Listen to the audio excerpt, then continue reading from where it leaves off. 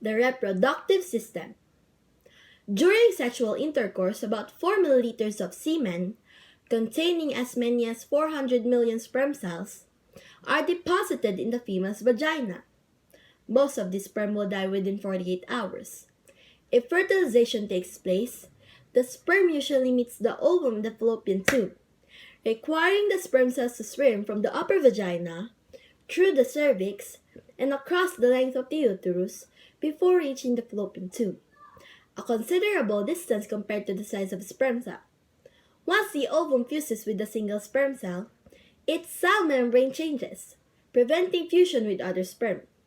This process ultimately leads to the formation of a cell called the zygote, the union of an ova and a sperm. Each cell in our body contains 46 chromosomes, except for the female egg cell and the male sperm cell. These cells, called sex cells, are gametes.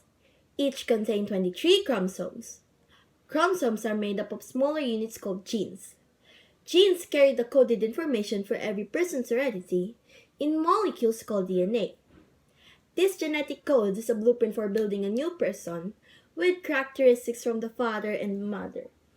Genes determine what color eyes a person will have, what color hair, how tall, how big their feet will be, even personality traits and predispositions to disease.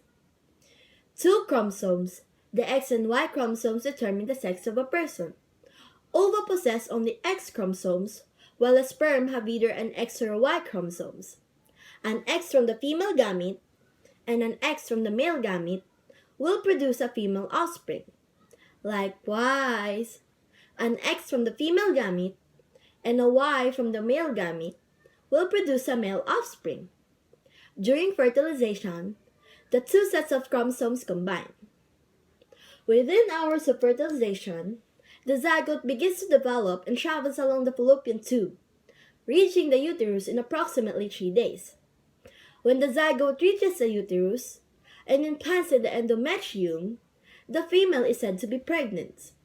For the first 8 weeks, the developing organism is called an embryo.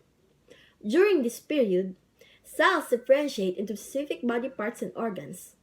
A temporary organ implanted in the uterine wall, present only during pregnancy, called the placenta, provides the fetus with oxygen and nutrients, and takes away waste such as carbon dioxide via the umbilical cord. Beginning at week 9, the embryo is called a fetus.